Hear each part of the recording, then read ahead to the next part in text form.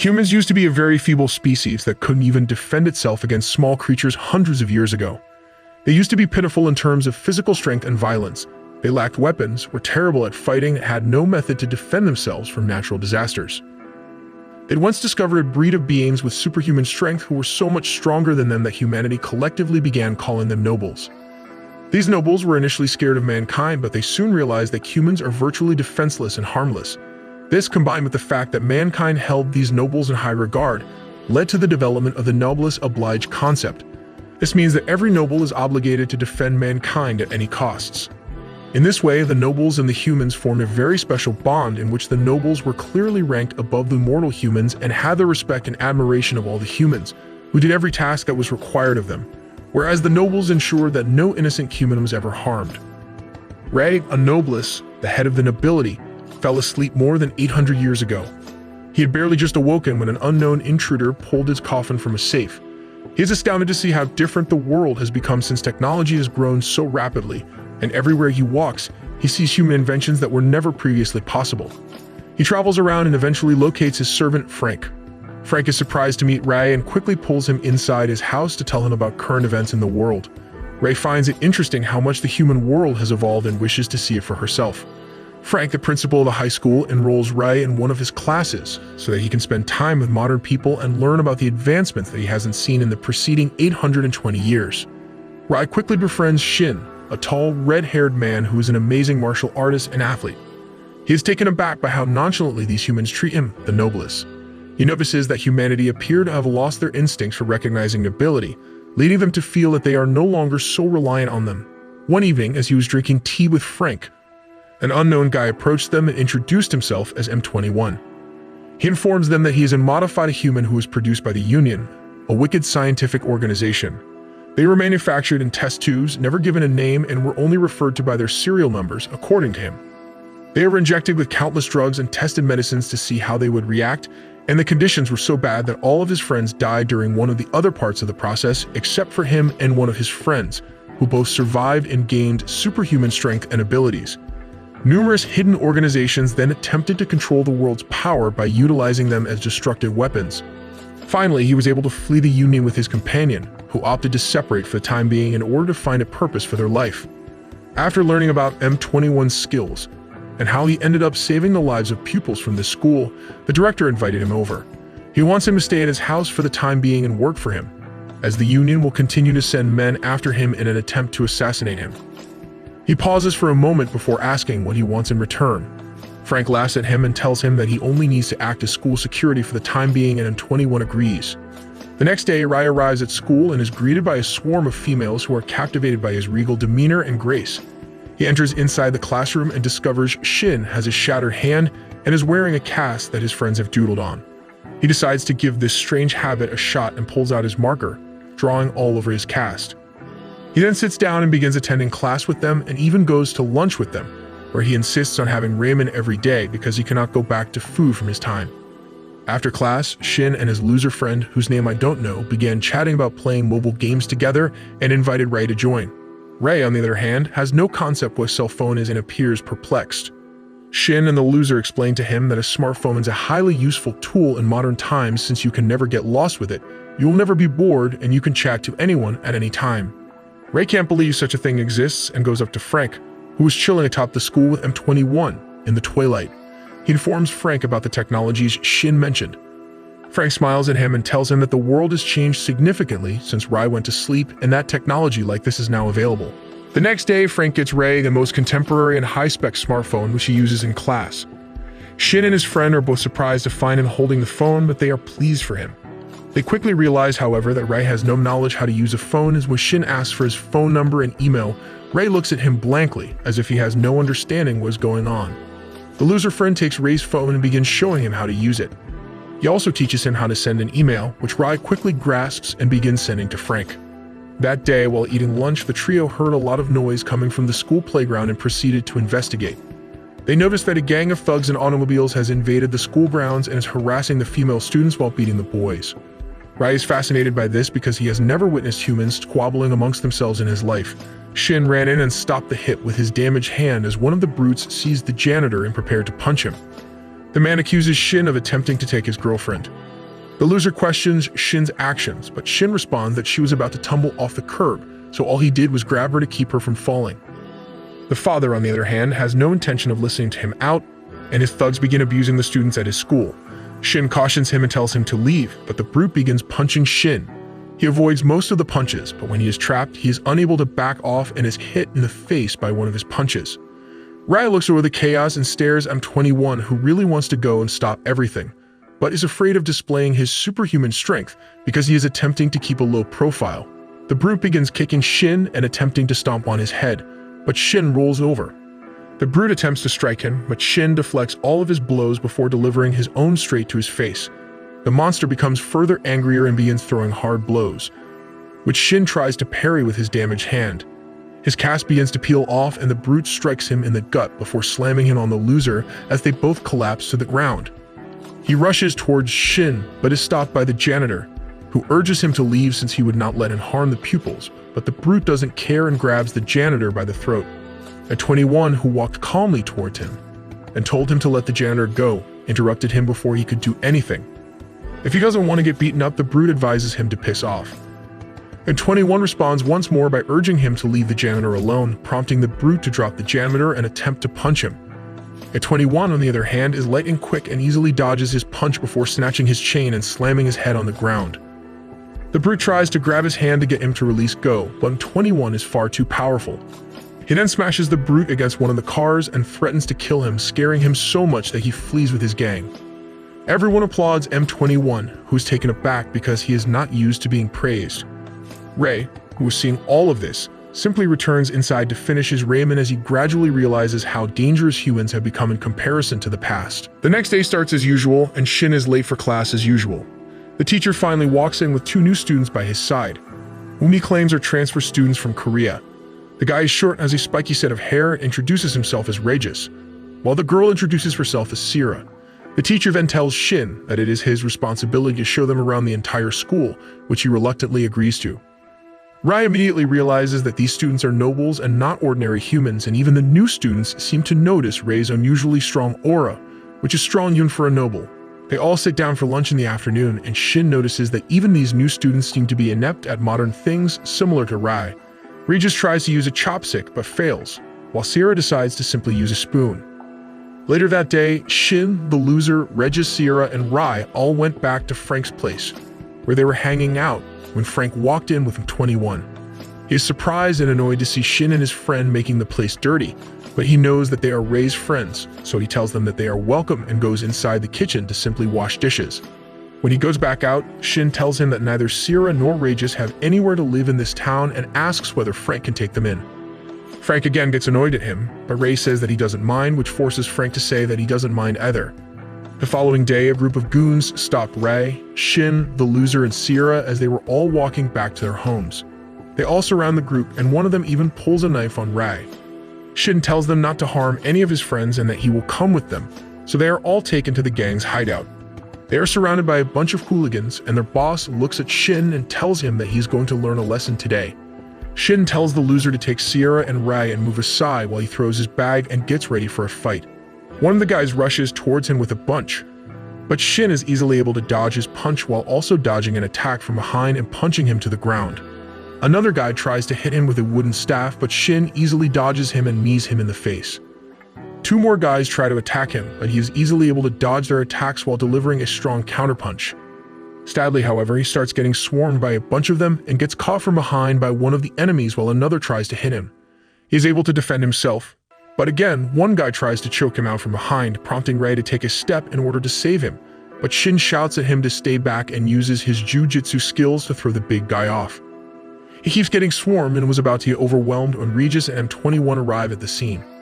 Regis tries to interfere, but M21 stops him and tells him not to show his weird power to humans. Regis looks at Shin and realizes that he is not helpless. In fact, he again grabs his momentum and starts beating all of them. Regis is shocked to see a human defending himself and the people around him, as this was the supposed job of the nobles, but M21 tells him that humans have learned to defend themselves when the need comes. One of the goons tries to grab the loser as a hostage, but Shin kicks him before he can reach the loser. The leader of the hooligans finally had enough and took out a gun, pointing it at Shin. M21 decides to intervene at this point and appears in front of the leader, grabbing his hand and pushing him to the ground, while the brute tries to use a steel pipe to hit him. M21 simply uses his arm to defend against the steel pipe, while an angry Shin tries to punch the guy full force in the face, but stops at the last moment when M21 tells him that it's enough. Shin moves back and tells them that if they ever want to take revenge on him, they should attack him while he is alone. They all start walking back home, and Regis comments upon the fact that humans have become very savage in these past years, to which M21 solemnly replies that he has not seen what kind of savage and heartless acts humans are capable of committing now. The next day, they all sit around and have dinner while Regis and M21 bicker with one another as usual. Regis hates the fact that M21 gave up his humanity to gain superhuman powers, whereas M21 hates Regis for calling him a traitor to humanity. They are both interrupted by Frank, however, who has had enough of these freeloaders and tells them to clean up the mess that they create. Sierra is his sweetheart and automatically starts cleaning, whereas Regis argues with Frank while cleaning, asking why Ray doesn't clean. Frank quickly ignores him and tries to shift the conversation, but Regis the midget pushes on and says that even Ray should clean. Before Frank could shut him up, however, Ray simply got up and walked towards him. Frank is terrified of what Ray might do, but to his surprise, he simply walks up, puts one of the empty wrappers into the bin and moves away. Frank lets out a sigh of relief and starts cleaning up. The next day at school, Frank and Rai call him 21 in their chamber, and Frank informs him that he has opened his separate bank account from 21. He seems surprised and asks why he would do that. Frank looks at him and tells him that he is working for them, so obviously he needs a bank account where they will send his salary. This completely shocks M21, as before this he was simply used as a weapon and wasn't paid anything his entire life. This is the first time anyone has offered to pay him a salary, like they would any other normal human. He thanks them from the heart and moves outside. While walking back home in the evening, he was stopped by two men. One's a crazy-looking dude, whereas the other is a total fatty who is eating a chicken leg. The Joker-looking dude tells M21 that they have business with him and calls him by his code name. This immediately rings alarm bells in his mind, as no one apart from the Union knows his codename. He asks them about their identities and they introduce themselves as Shark and Hammer, but for our convenience we will call Hammer Fatty because he is fat. Shark reveals that they work for DA5, which he recognizes immediately as the Union's Special Operations Team. He asks them why they are here, to which Shark replies that they are going to take him with them, and they also end up insulting M21's only living comrade. He gets mad immediately and Shark realizes this, provoking him even more. M21 becomes the Wolverine and rushes towards Shark, trying to hit him, but the Shark is way too fast for him to catch and dodges all of his attacks before kicking him in the gut. He then steps on his chest and tells him that he is just a useless science experiment meant to be discarded. M21 again becomes the Wolverine and strikes at him, but the Shark jumps back just in time. M21 repositions himself, but the Shark doesn't give him time to catch his breath and rushes at him with a knife. M21 blocks the first attack barely, but the Shark pushes on with the attack, making it harder and harder for him to defend himself. He realizes that the Shark is much stronger than him, and if this keeps going on, he has no chance of surviving all this. The Shark finally manages to break through his defense and cuts him on the shoulders and legs before landing a special attack that delivers countless slashes to his body, bloodying him up. He backs off and drops to one knee, trying to catch his breath, while Fatty calls from behind him, telling Shark not to kill him. The Shark, however, starts moving forward but stops when he sees Sierra and Regis behind M21. He looks behind him and is shocked to see both of them. He tells them to leave immediately and that they should have never been here. Regis, however, is confident in his abilities and starts shit-talking Shark. This annoys him and tries to attack Regis, but M21 comes in between, taking the hit and saving Regis. Regis, however, still doesn't care and starts talking again, but this time M21 shouts at him to shut up, which surprises him. The Shark moves forward but is stopped halfway when a guy lands behind M21 and tells the Shark to stop. He looks behind him and realizes that the guy is Cram, the leader of DA5. He tells Shark to back off as they want him alive and tells M21 that he is coming with them. M21 agrees to go with them without further resistance if they let both Regis and Sierra go unhurt, as the leader promises him before they escort him away. Regis and Sierra return to Frank's house, but when asked about M21, Regis simply shrugs it off because he is annoyed at him for stopping him from battling them. Frank asks Sierra what happened, and she informs him that they were walking back when they spotted M21 with two people who she doesn't know. They seem to be having a quarrel, but at the end of it, M21 voluntarily walked back with them.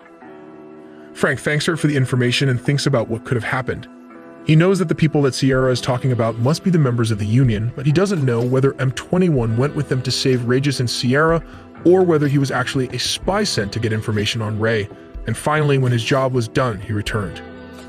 M21 is taken to a safe house, where he is being beaten up by Shark to get information out of him.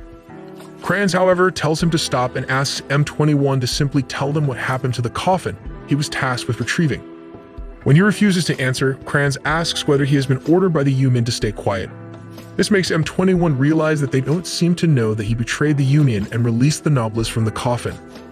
Shark again starts kicking him, saying that his mission doesn't matter as of now because the mission of the DA5 takes priority. M21 realizes that he could use this situation for his benefit and decides to stall them. He tells them that he will give them information only if they are willing to make an agreement. Kranz looks at him and tells him that he is in no position to bargain, and if he wants, he can simply use the truth serum created by the Union on him. M21 simply smirks at him and tells him that the truth serum will work on him, and he will die before he gives them the information that they want. The only way out is to make an agreement with him. Kranz asks what he wants, and he replies that he needs information about all of his comrades who died in M24 as well. Kranz tells him that he cannot make that agreement because he himself has no information about them. M21, however, knows about the members of the DA5 and tells him that they have a hacker on their team, and hacking the Union's system should be child's play for him. The hacker named Tao smiles from behind and tells him that he is indeed correct. Kranz tells him that they have a deal and asks him about the information, but he tells them that he is hungry and wants to eat first, trying to buy as much time as possible. Shark and Fatty are left in charge of M21, and Shark immediately starts hitting him, asking for information. M21, however, tells him that he will only provide any information after he receives his part of the deal. Shark gets mad at him and draws a knife out, threatening him. M21 calls his bluff and tells him that if he kills him, he will go against the direct orders of Kranz and will lose any information he could have gotten out of him. Just then, a long-haired guy arrives with Tao and tells Shark to back off. Shark unleashes his frustration on his teammate and calls out the long-haired guy for being a softie. He berates him for letting the woman and the children live when their job was to clear the area. The long-haired guy tells him that they were of no harm to them, and that's why he let them live, but Shark reveals that after the long-haired guy left, he ended up killing all of them anyway. This gets a reaction from the long-haired guy, whom I am going to call Pony from now on because of his ponytail. So Pony takes out his gun and aims it at Shark, but Tai quickly jumps and grabs his arm, telling him not to do anything stupid. Shark simply walks past him, telling him that he will take the information from M21 one way or another.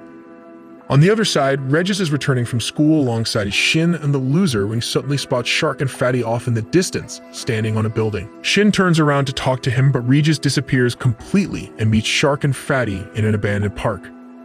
Shark commends his bravery but tells him that it is extremely stupid, but in return, Regis throws massive insults at him, leading Shark to throw his knife at Regis. Regis easily grabs the knife midair and tells Shark that a weakling like him can't do anything. Shark gets mad, rushes towards him with his knives and tries attacking him, but Regis is easily able to dodge his attacks while backing off and suddenly uses a skill that makes his entire body freeze up. Regis tries to land a straight hit, but Shark manages to partially block it, only resulting in a scratch on his face. He tries attacking him again, but Regis again uses a time stop before trying to hit him, but this time Shark also manages to dodge the attack by a hair's margin, saving his vitals. They both go at it again, but Fatty throws a bunch of small explosives, which forces both of them to back off. He throws a pill at Shark and tells him not to take Regis lightly. Shark reluctantly pops the pill in his mouth and suddenly his muscles start growing and his aura changes completely. His speed becomes absurdly fast, as within a blink he appears behind Regis and tries to attack him, but Regis jumps back. To his surprise, however, Shark appears behind him again and dodges when Regis tries to land a punch. He tries to throw a knife at Regis again, but he easily blocks it before trying to use his special skill, which doesn't work this time. Shark laughs at him and tells him that his trick won't work on him anymore, before mocking him. This makes Regis angry, and before he could even react, he appeared behind Shark and punched him in the spine, making Shark yelp in pain as he never expected Regis to be this powerful. He would have died, but Regis stops himself in the middle as Fatty brings the attention to himself and shows the unconscious bodies of Shin and the loser on the floor, telling him to come with them silently. Regis complies reluctantly and is captured by them. In the safe house, M21 is taken to a different room. where he is shocked to see Regis, Shin, and the loser lying on the floor, while Shark threatens to kill them if he doesn't talk. Back at Frank's place, Sierra walks up to Frank and Ray, informing them that something has happened to Regis. She explains that both she and Regis have a very faint neural connection with each other that both of them can feel. According to her, it only gets lost when one of them is either unconscious or dies, which means that Regis is either unconscious or dead at the moment. She thanks them for their hospitality and tells them that she is going to find Regis. Frank tells Ray that Shin emailed him saying that both he and his loser friend are also coming over to play games, but now that he tried to contact them, none of them were picking up the call either. This prompts Ray to get up, and both he and Frank start following Sierra. Back at the safe house, Regis finally wakes up to see himself surrounded by the members of the DA5 faction. Shark tells M21 to reveal any information that he has while he puts a knife to Regis's throat, but M21 turns his face around, claiming that Regis is just an insufferable brat who he doesn't care about, and they are free to do as they please. Regis, however, is as sharp-tongued as usual and starts insulting Shark again, which results in a swift kick to the face.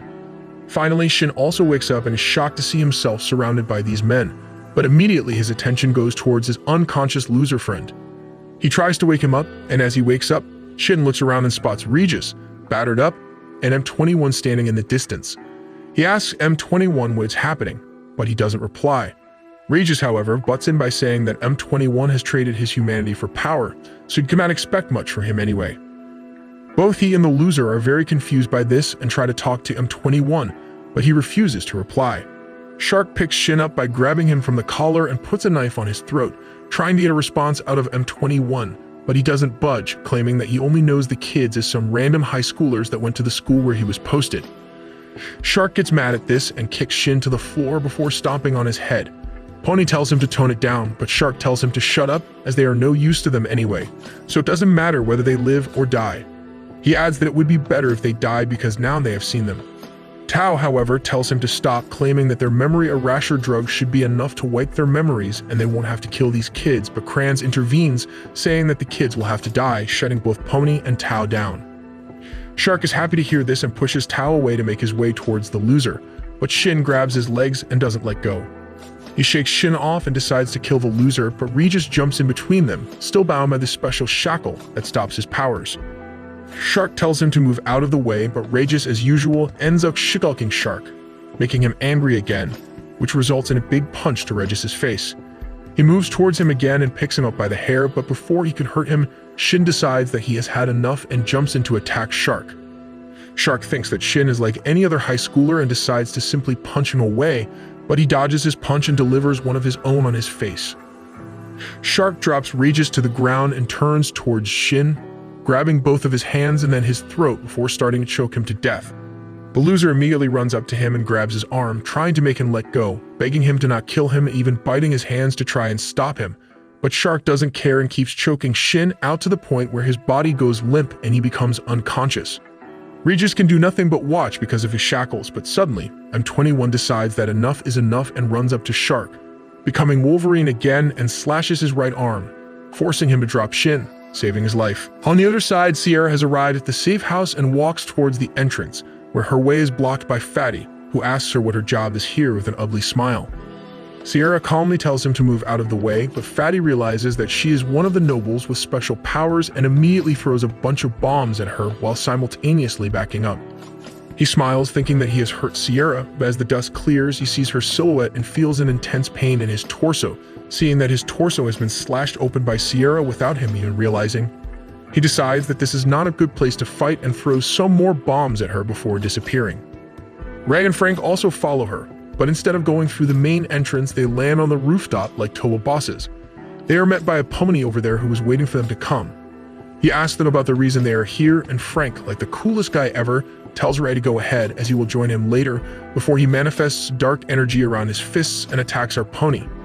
Pony, however, shouldn't be taken lightly as he carries an entire briefcase for his defense and blocks his punch before attacking Frank, who also dodges, and they basically end up exchanging their starting positions. Frank mocks Pony's weapon of choice and creates a bunch of dark energy shards and shoots them at Pony, who again uses his briefcase as a shield, while Frank starts getting serious and slashes the entire roof into two parts. As the dust clears, however, Pony shoots him with his sniper, but Frank is easily able to dodge it and rushes towards him once again, but backs off and Pony uses his gun as a melee weapon. He then again tries to use his dark energy to punch him, but Pony is able to point a second hidden pistol at his head, trying to checkmate him. Frank dodges and Pony takes out 2 pistols and starts shooting him, while running as Frank keeps dodging him. Frank uses a very strong slash made up of dark energy, but Pony dodges it and lands on the ground. He then realizes that if this keeps happening, Frank will get the upper hand, so he also grabs the pill and pops it in his mouth. He undergoes a similar metamorphosis and transforms into a black guy with a dark aura. Is this considered blackface? Frank tries to attack him again, but before he can move an inch, Pony simply jumps behind him and aims his gun at his head. Meanwhile, M21 knows that he cannot defeat Shark if he recovers and pushes in with an attack, but Shark is able to defend himself and kicks M21 back before swinging his blade in the air, which is enough to slash through M21's clothing, revealing his roided-up muscles. Shark, however, seems to get insecure about his own body and decides to unleash a flurry of slashes at him, which he is able to dodge and finally grabs his hand while Shark tries to stab him. He kicks M21 again in such a way that he is standing right in front of the kids. He then uses one of his strongest slashes, knowing that M21 won't move out of the way, as if he does, the kids behind him will die. M21 does exactly as he hoped and takes the brunt of the damage, which bloodies him up, and he falls down to his knees. Shark walks towards him and tells him to give up, but he stands up again. Shark raises his knife to end the fight, but Regis is able to break through his shackles just at that moment and appears in front of M21, punching Shark in the gut and blasting him into the wall. Regis tells M21 to back off and he gets ready to fight him. Shark immediately gets up and uses his pill because he knows he is no match for him in his normal form. Regis, however, seems on a rampage as he doesn't give a damn and jump kicks him before punching him on the head, throwing him away. Shark gets down on his knees and Regis walks up to him to finish the job, but before he could deliver the final blow, Kranz jumps in between, making Regis fall back. He immediately eats the pills as well and asks Shark whether he can stand. Shark stands up happily, thinking that together with Kranz they will end this fight, but to everyone's surprise, Kranz punches straight through Shark's torso and drains him entirely, making him much more powerful than he already was. Regis looks at him in disgust and uses his magic blast at him, but Kranz simply smacks it away, shocking him. He immediately rushes at Kranz with a magic punch, but Kranz dodges and smashes his head on the ground. Regis lays down on the ground, but Kranz has had enough and he starts moving towards M21. But Regis is not done yet and he gets up once again to charge up another magic blast at Kranz. He stands there panting, but as the dust clears, he is horrified to see Kranz is completely fine, and he immediately rushes towards Regis and gives him such a strong uppercut that he smashes into the ceiling and becomes unconscious. He starts walking towards M21 again, but stops to see a mysterious figure walking towards him, who turns out to be Cool Dude Ray. On top of the roof, Pony has Frank at gunpoint, and Frank is contemplating whether or not to release his actual powers, as Ray told him not to release his actual powers without his consent, but he also realizes that if he doesn't use his latent power, he might lose this duel, but to him, following his master's order is more important. Pony, however, ended up using the wrong words at the wrong time by telling Frank that after he kills him, he will kill that idiot who went inside. This enrages Frank to madness, and he gets surrounded by a dark aura which even starts burning away the gun that Pony had in his hands. He quickly backs off, confused at what was happening, but Frank tells him that the biggest mistake that he made up until now in his entire life was bad-mouthing his master Ray. By the time he controls his anger, he has already released his true powers. He blames Pony for this and tells him that he will have to pay for this as well. A giant whirlpool of dark energy envelops the sky, turning everything purple, and then with the speed of lightning, a spear made up of dark energy pierces through Pony's body, pinning him to the ground. Frank then uses his magical energy to corrupt his gun, but he throws it away in time to save himself. Frank throws several more spears at him, which Pony runs to try and dodge, but one of them again stabs him through the leg, making him drop to one knee. Frank walks towards him and mocks him for talking big but being super weak. This provokes Pony and he tries to shoot Frank, but instantly another spear stabs him through the arm, stopping him. Frank finally has enough and creates a bunch of energy spears in the air and shoots them at Pony. He, however, gets one last boost of inspiration and is able to defect the spears, moving back and then points the gun at Frank, shooting at him. Frank, however, doesn't even move and lets the bullet come near him. But to Pony's surprise, the bullets stop as soon as they come close to his face and fall off. Frank then uses a blast of dark energy, which hurts Pony badly and makes him cry out in pain. Pony, however, is made up of real tough material and still ends up jumping over Frank, shooting at his face. Frank turns around to show that one of the bullets grazed his face, leaving a small trail of blood on his face. Frank looks at Pony and asks him why he is still fighting so bravely when there is no way he could win, but Pony ignores him and rushes towards him once again, while Frank shoots a bunch of magic blades at him, which he is able to dodge and appears behind Frank, aiming a gun at his head again, but Frank simply uses his magic energy to grab Pony's entire body, twisting the gun out of his hand. He then reveals his true power, and another huge cloud of dark energy forms above them as he converts all of them into countless spears and shoots all of them at Pony while holding him in place, leaving no room for his escape. Pony gets stabbed by the spears and his powers wear off entirely as he returns to his normal self and falls over to the ground. Sierra also arrives at the scene and watches as Frank goes towards the fallen Pony, ready to end his misery. Sierra, who is very kind, asks Frank if he is actually going to kill Pony, to which he replies that he is. But before he could kill him, Pony looked at Sierra and told her that the kids were in danger below and they should quickly hurry there to save them. He also asked her to apologize from his side to the kids for putting them in danger. This sudden show of care towards the kids makes him reconsider, and Frank decides not to kill him. Sierra goes back inside and while walking through the upper floor ends up meeting with Fat again, who has taken the pill and is jacked up, holding an entire rocket launcher in his hands. He shoots a projectile at her, but she simply deflects it with her hands before summoning her soul weapon, which is a scythe. Fatty again shoots a shell at her, but this time she retorts by using her scythe and splits the projectile in half, while also cutting Fatty into 2 fat pieces. On the main floor, Rye enters the room and walks straight up towards Kranz. Kranz looks at him and asks him who he is, but Rye retorts by asking who the hell gave him permission to speak.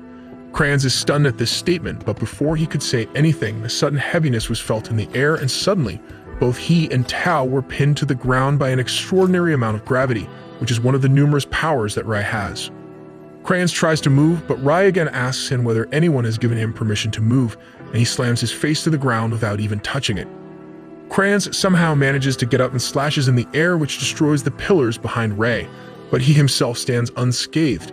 Kranz takes his twin blades out and gets ready for a duel. He jumps towards Rai and attacks him with one of the blades. The attack is so powerful that almost the entire area crumbles and dust is everywhere.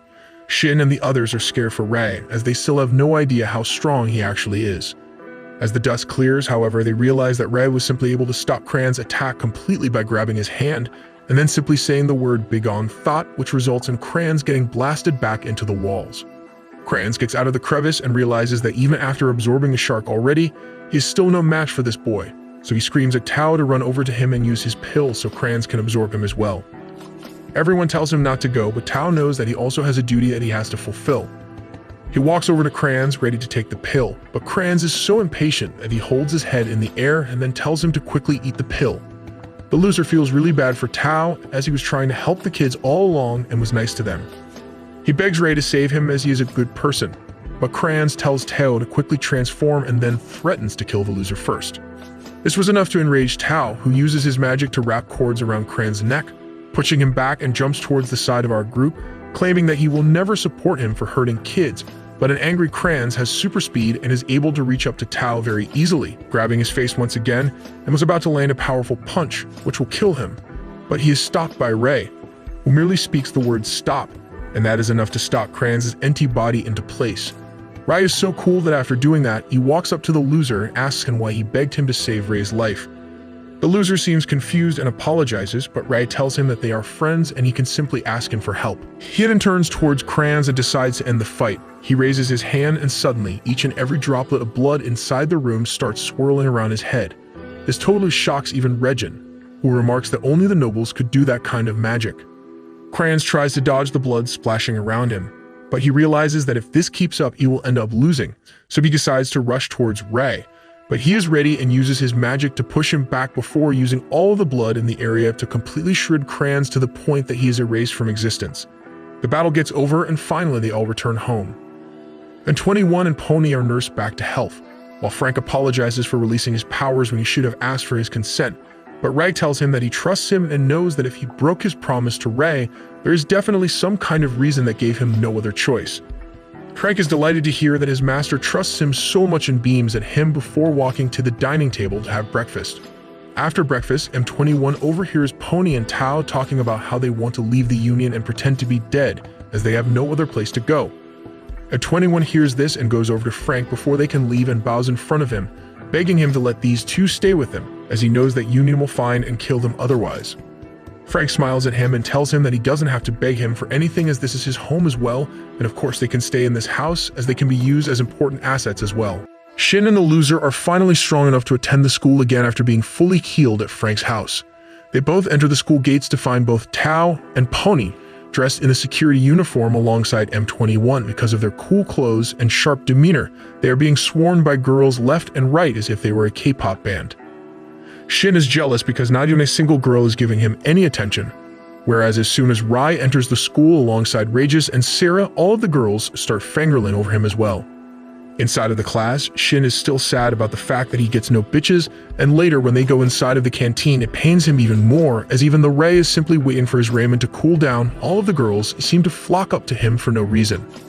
Loser asks Shin what kind of girl he is interested in, but before he could reply, he spots Regis and Sarah entering the class, and observing her elegant demeanor, he ends up confessing that he likes Sarah. Loser asks Ray whether he will help Shin go out with Sarah, and he replies that he will. After that, they all move towards the hallway behind Sarah, where they find all the girls grouped around the 3 security guards, which makes Shin even more sad. They all meet behind the school where the loser explains that Shin wants to go on a date with a girl but doesn't know how to do it as he has never done it before.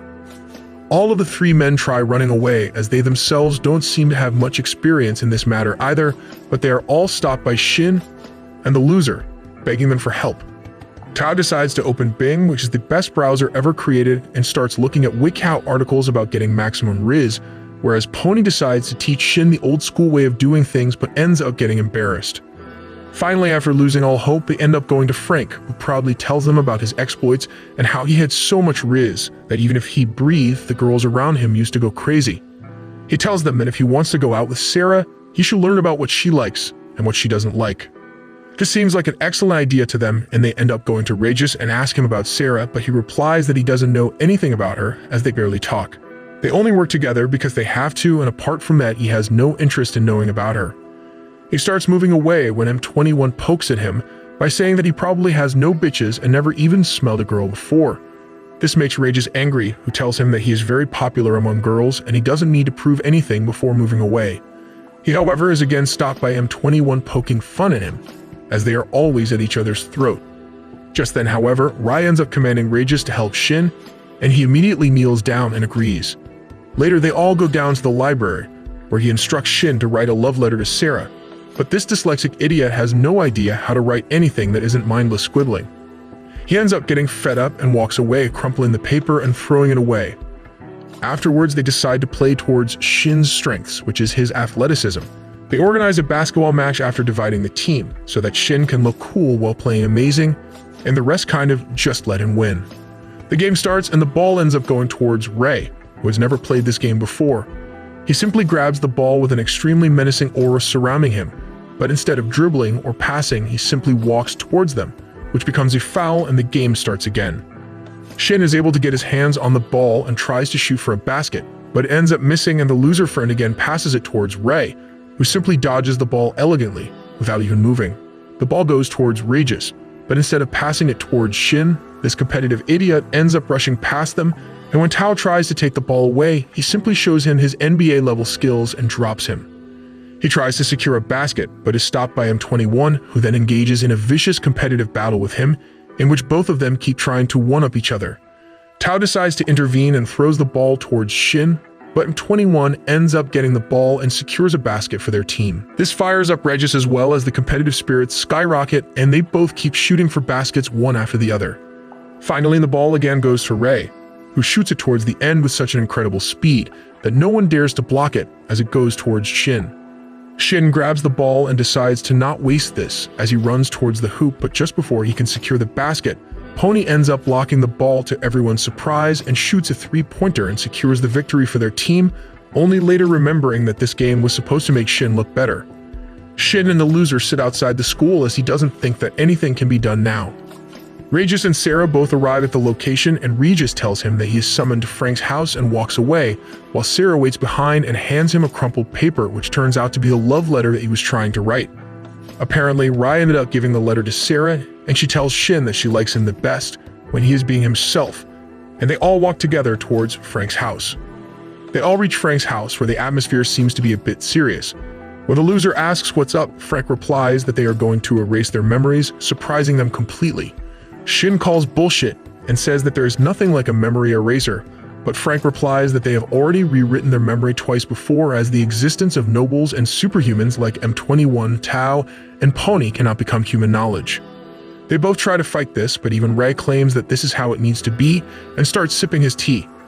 They both finally agree to it, and Rai uses his special abilities to rewrite their memories and erases all the memories of the supernatural events that took place. The next day, while Tao and 21 and Pony were near the front gates of the school, an unknown old man, dressed fully in white, walks up to the school and tries to walk past them.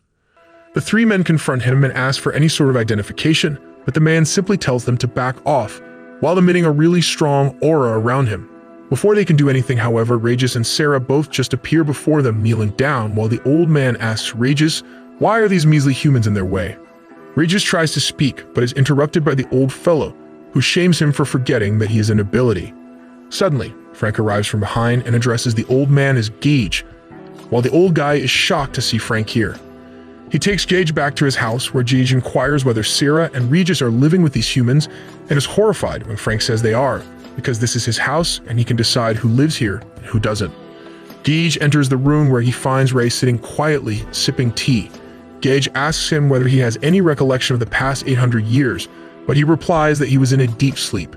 Gage claims that both Sarah and Regis were sent here to investigate Ray's coffin, as the things in Lucadonia, the place where all nobles reside, has changed greatly. When Rai entered his eternal sleep, many great lords and even the previous ruler followed and entered a deep sleep.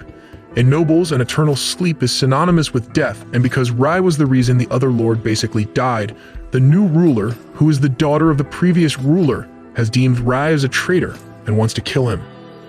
Gage claims that the mantle of the clan leaders have come upon the younger generation and tells them that even Sarah is one of the clan leaders.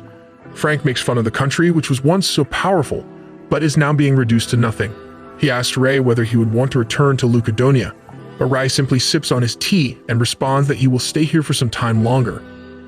Gage and Frank start talking, when Jedge replies that he still doesn't trust Frank because of what he did such a long time ago, when he was known as the Noble Hunter. We see a flashback where Frank tortures some of the lower-ranking nobles to gain more information from them inside of his dungeon.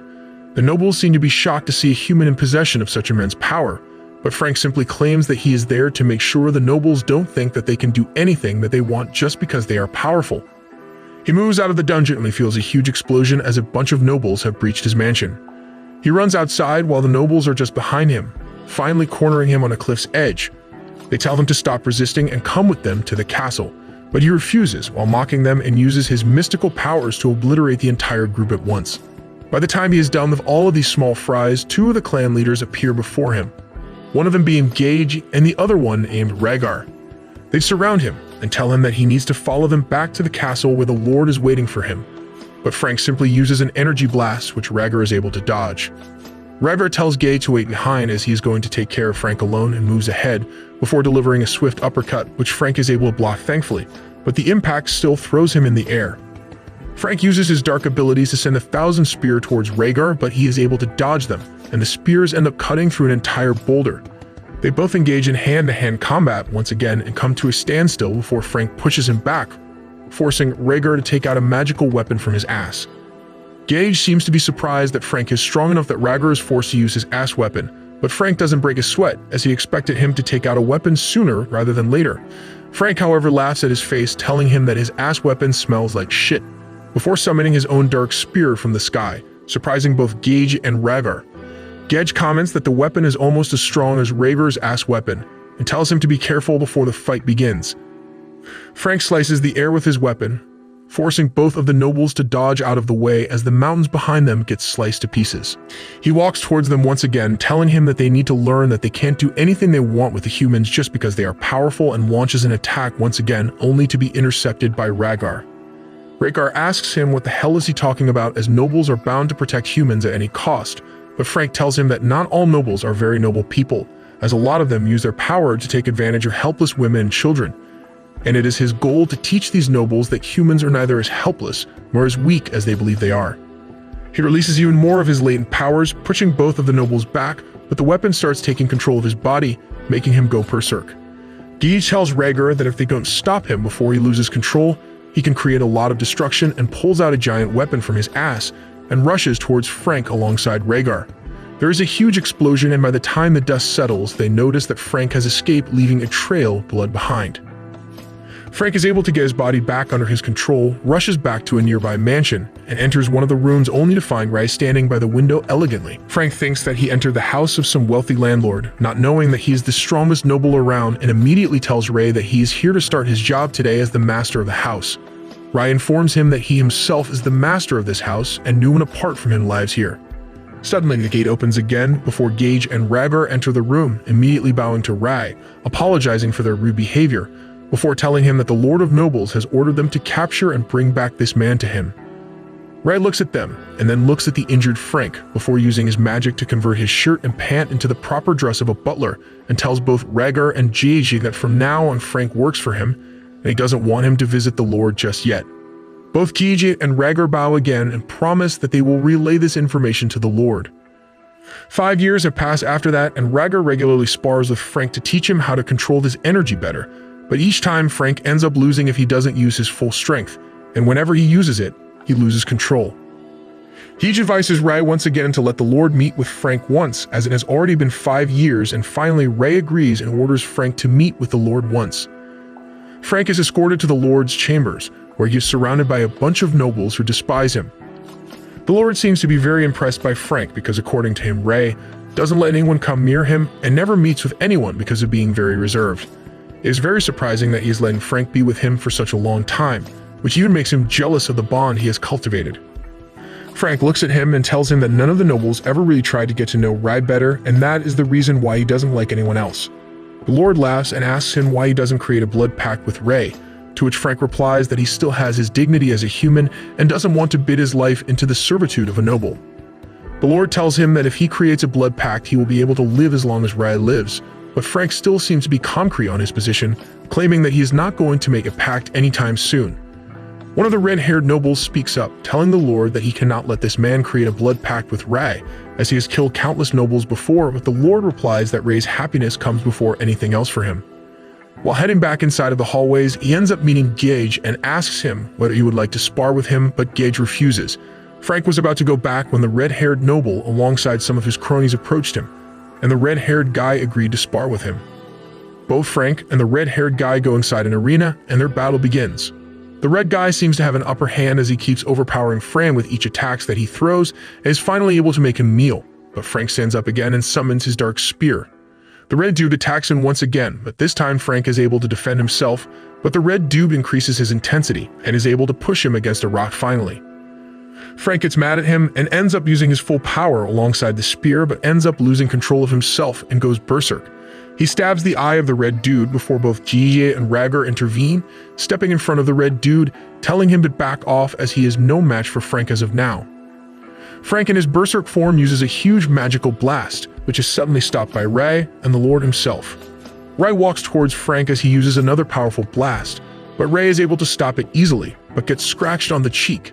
He uses his blood magic to create a tornado around themselves as Frank rushes in with his spear, but Ray simply blocks it with one hand, before touching Frank on the cheek, turning him back to normal. Frank finally wakes up in Ray's bed and quickly dresses up before going to meet Ray, who asks him for a cup of tea. While making the tea, however, Frank uses a knife to cut himself and pours a couple of blood drops into the tea, before handing it over to Ray, who drinks it and ends up forming a lifelong blood bond with Frank. Fast forward to today, Frank tells Gage that Ray doesn't want to go back to Lucadonia as of now, as he is very happy over here. He is surrounded by friends and is exploring the world that he never knew existed. Gage takes a huge sigh and tells him that he will be returning back to the kingdom and will have to report back to the current lord about these happenings, but allows both Sierra and Regis to stay here for a while longer and leaves. A couple of days later, while the trio were patrolling the perimeter, they suddenly feel like someone has mind-controlled a bunch of students as they start acting weirdly. Ray, Regis, and Sierra also feel the presence of another noble, but before Ray could move, Regis offers to go in his place instead and moves down towards the ground. The trio finally confront the invader, who turns out to be a young noble boy, who seems to be confused as to why the trio didn't get affected by his mind control, and before any of them could even react, he appears behind M21 and stabs him in the back with his bare hands and moves back before Tao can attack. M21 immediately falls to the ground as the young boy looks disgusted because of the blood stain on his hands and wipes it off with a handkerchief. Before he can do any further damage, both Regis and Sarah arrive, telling him to stop. The young boy named Rael looks back and seems to be overjoyed by seeing Sarah and asks him whether she has thought about his proposal of being married to him, but Sarah doesn't reply. He tells her that he was released from the confinement today itself since the time when his older brother locked him inside a room because he destroyed an entire area when Sarah rejected him. Regis tries to talk back, but Rael immediately grabs his throat and threatens to squeeze the life out of him, before Sarah tells him to let him go, and he throws Regis back like a ragdoll, surprising both Pony and Tao, as Regis himself is an incredibly powerful being. He looks back at Sarah waiting for an answer, but Sarah simply rejects him again, and before he could threaten anyone else, she tells him that if he doesn't leave, she will contact his older brother once again. Rael decides to leave for now, but before going, he threatens the life of Regis if Sarah doesn't come to him and rushes off.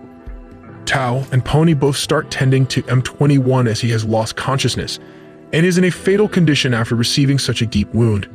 He is taken to Frank's place, where he is kept in a special life support capsule while being constantly monitored. Tao and Pony narrate the entire incident to Ray and Frank, who seem to be perplexed at this new problem. Frank takes both Tao and Pony for a checkup, and after taking their full body scans, tells them that they seem to be fine. Both of them seem to be really sad at the fact that this boy is able to hurt their comrade fatally while they were unable to do anything. Frank looks at them and tells them that this boy is a pureblood noble from a very strong clan, and none of them stood a chance against him, but the two of them are still sad, and asks him for any way of gaining more strength as they don't want any of their comrades from being hurt in the future. Frank smiles at them and tells them that he will see what he can do before moving away. While Ray was drinking tea, he suddenly feels the presence of Sarah fading as she runs off to meet with Rael alone. He gets up and walks outside, where he finds Frank kneeling on the ground, telling him that he will take care of Rael, and that Ray doesn't need to put any effort for this. Ray tells him that right now Rael is much stronger than Frank or anyone else in their house, but Frank still insists that he let him deal with Rael. Ray ends up listening to him, but before letting him go, he removes the seal that he placed on Frank, so that he can use his full potential now without any problems. Frank arrives at the top of the building just in time, as after being rejected by Sarah once again, Rael was about to attack her, but Frank uses his dark magic spears to block his way, forcing him to back off. Frank walks towards him and asks him the reason for coming to this country, but Rael doesn't listen to him and immediately rushes forward to attack him, but his wild slashes are ineffective as they just whiz right through Frank without dealing any damage. Frank tells him that he made a very big mistake by harming M21 as he was under his protection, and now Rael will have to answer for this. After saying this, he starts using his dark energy and throws a bunch of spears at him, but Rael is able to dodge and moves back. Frank follows through and keeps attacking Rael, while he tries to run at top speed, but is shocked to see that Frank, a mere human, is able to match his speed as he keeps throwing spears at him. Finally, Rael decides to split into 3 images of himself and attacks Frank all at once, but Frank simply covers his surroundings with a bunch of dark magic spikes, which impales the young noble, injuring him gravely. Rael ends up using his full power and pulls out some weapons from his ass before attacking Frank, who doesn't even move, and takes the blow head-on, getting cut near both the shoulders, but to Rael's surprise, he simply starts laughing as according to him, the fight was becoming boring. Frank summons his dark spear, and the two clash head-on. Frank throws dark spikes toward Rael, but he simply divides himself into multiple images. But again, Frank is able to ward off the fake copies with his dark spikes, but Rael uses his ass weapon to slash the air, causing a lot of damage to the buildings behind Frank. He keeps slashing at Frank, while he simply dodges and back off until Regis arrives and intervenes with his own power blast, after which Sarah jumps in to try and hit him with her scythe, but Rael dodges away, shocked at Sarah's behavior. He asks Sarah if she really hates him this much, and she tells him that she doesn't want to see his face again. This enrages him, and he takes out a scroll which was given to him by the current ruler of the nobles, and by the order of the Lord, he commands Sarah to follow him and appear in front of the ruler herself.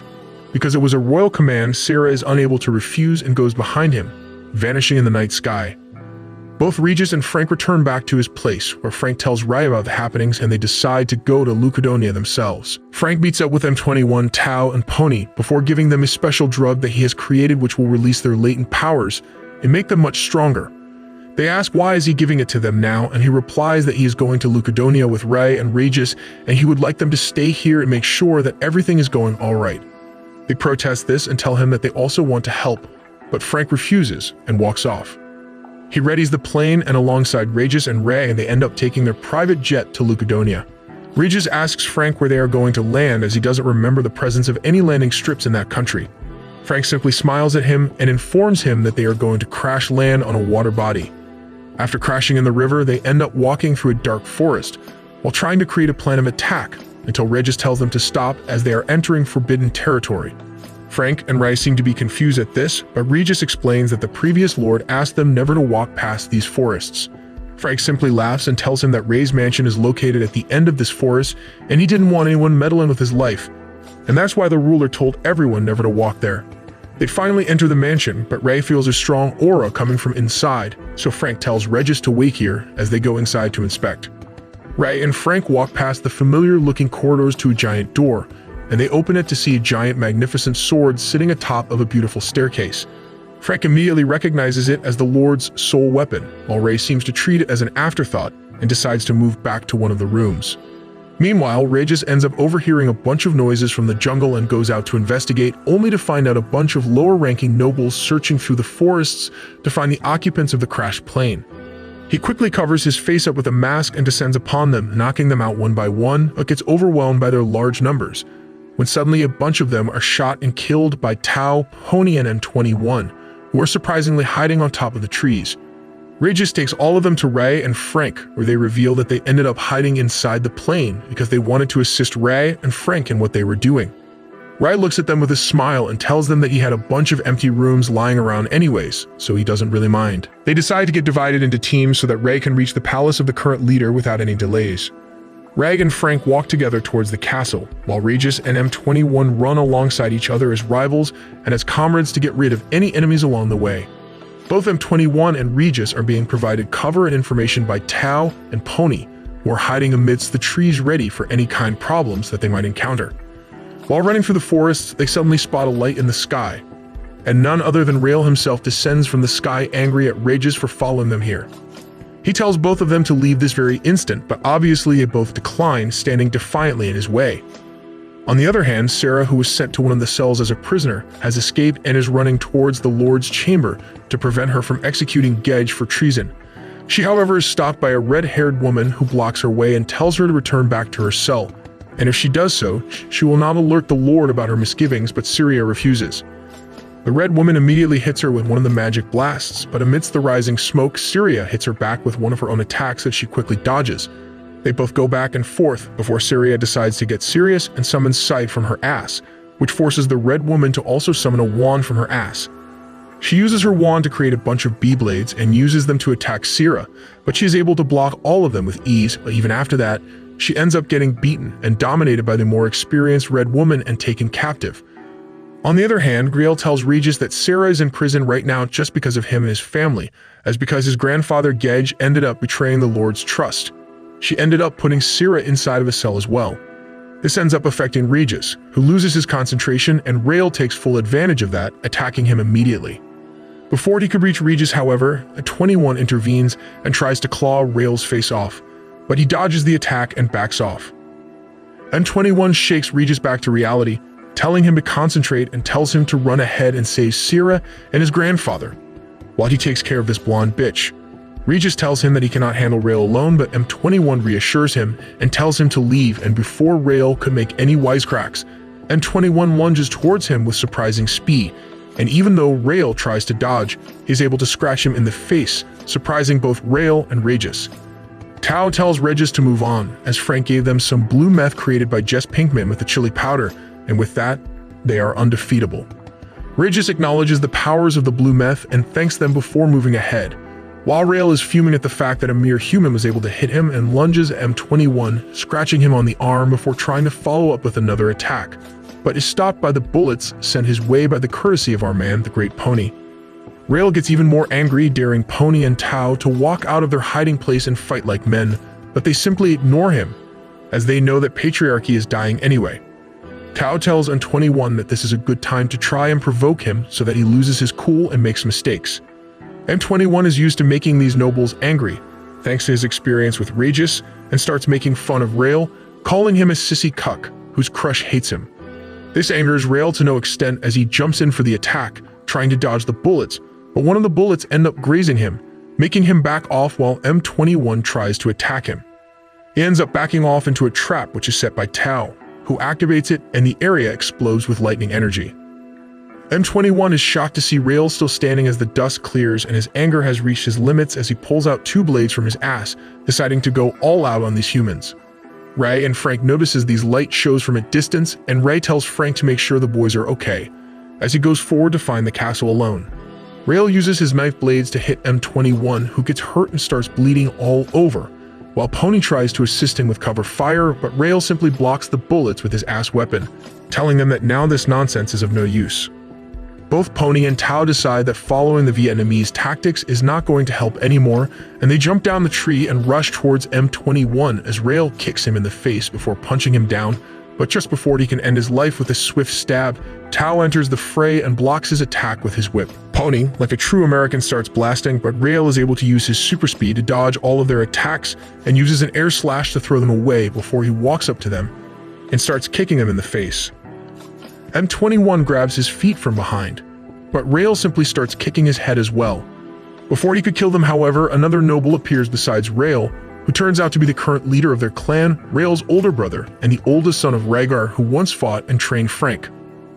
The leader asks Rail what's going on before Rail starts telling him how he was just finishing the enemies off when suddenly Frank arrives from behind them. Rail immediately recognizes him and tells his brother that this blonde guy attacked him when he tried taking Syrah away, but before he could complete his sentence, an angry Frank stabs him with hundreds of spikes, right in front of the leader, telling him that he is done with these games, and this might be their first life or death battle, but he has gone through battles like these countless times. The leader tells Rail to back off as Frank is way beyond his capabilities, and even before the fight starts, he pulls out his weapons from his ass, ready to fight Frank at his full capacity. Frank tells him that he once fought his dad, and later his dad taught him all he knows about battles, before taking his Dar spear out, and they proceed to clash, creating a huge explosion. After a bit of back and forth, the leader slashes at Frank, but he is able to block his attacks, creating a huge screen of smoke, which clears up and Frank realizes that the leader is nowhere to be seen. His family has been experts of ambushes, and this guy seems to be just as good, as he can't even feel his presence. The leader attacks Frank from his hidden position, which scratches him but also gives him the general direction of Rail's older brother, and he jumps up in the air, before throwing the 1,000 spikes everywhere, and slices through the jungle to reveal the leader, who jumps up in the air to save himself. The leader divides himself into multiple illusions and attacks Frank all at the same time, but he is able to defend against all of them at once, but Rail, the little snob, ends up attacking the trio, and while trying to block his attack, Frank ends up getting hit by the leader's attack, getting hurt. Instead of pushing his advantage, however, the leader stops and rebukes Rail for interfering in between and apologizes to Frank, telling him that if this little shit didn't intervene, Frank would have been able to defend against his attack without any damage, and to make it equal, he uses his ass weapon to cut himself as well. The leader attacks Frank again, but after a bit of struggle, Frank is able to stab him through the stomach, pushing him back. Rail gets worried and offers his ass weapons to his brother, who refuses, saying that they are smelly and that he will fight against Frank on his own. On the other side, Rai enters the Lord's chamber just at the right moment as Gage was kneeling down with Sarah, both bound, and he was going to be executed by the new Lord named Rask. She stops, however, as Rai walks in like a total Chad, changing the color of his clothes midway. Rai totally steals the show, walking in front of them, telling Rask that she cannot kill Gage as he forbids it. One of the clan leaders with white hair seems to be a hot-headed fool as he runs towards the literal god himself. He jumps up in the air and shoots some air blows at Ray, but they do nothing to him. The white-haired fool tries to attack Ray again, hitting him from all possible directions, while Ray doesn't even defend himself as his attacks are having no effect on him. Finally, he stops his attacks and uses his magic to simply throw him away. This excites the red woman, who summons a wand from her ass and uses it to attack Ray, but he simply absorbs the magic and sends it back at her, while one of the young leaders forms a wall to defend them.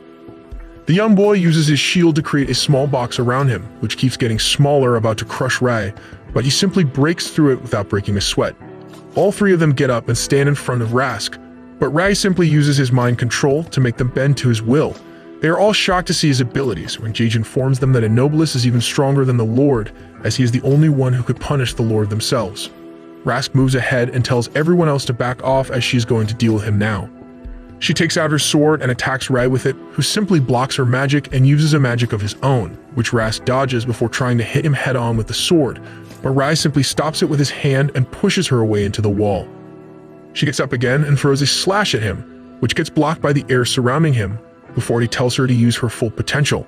This enrages her and she uses her full magic abilities and attacks him with her most powerful attack, but to her horror he simply blocks and breaks through her magic, crushing her spirits. She drops down on the floor, weeping, claiming that her dad never loved her. Well, my dad didn't love me either, but no one made me a lord. Why the special treatment? The kid, the white guy, and the red woman all stand in front of Rask and attack Rai once again. He dodges the white guy's attack, while in the air he is trapped by the boy and the red woman tries to attack him in tandem, but he ends up beating all three of them back again and again. Rai finally uses his special ability to wipe them all out, but in a fit of inspiration, Rask ends up stepping up and uses her ultimate skill once again, neutralizing Rai's attack and even scratching him on the cheek, and he starts falling down on the ground, exhausted, but is grabbed by Frank himself. The fighting ceases and Rai produces a sword of his own from his butt, which looks very similar to the one that Rask has, and both of these swords combine together and a fairy emerges from the sword, who turns out to be Rask's dad. What a weirdo. Her dad tells her that Rai was not the one who killed him, as he wanted the game and himself and a bunch of other older leaders to pave the way for the younger generation to take the helm and make America great again. He left G.I. Joe behind on purpose so he could guide all of the young people to properly lead the nobility to a brighter future. But somewhere down the lane, Rask's jealousy got the better of her, and she started blaming Rai for everything, and alongside her, all of the other nobles blamed him as well. He ends the conversation by saying that he has trusted Rai to take care of Rask, and that he will always love her before he disappears. Gage looks at her and apologizes for keeping the truth from her, as he was instructed to do so by her father. Before she could say anything, one of the clan leaders arrives with Regis in hand and he throws him in front of her, saying that he has something to say. Regis grovels in front of her and tells her that his grandfather is not a traitor, and if she wants to execute him, she should execute him as well, but Rask simply hugs the old man, saying that she was sorry and it was her fault. It seems like everything got solved amicably, as the trio alongside Frank, Rai, Regis, and Sierra return back to Japan, starting their lives as normal people once again, living among humans and hiding their supernatural abilities from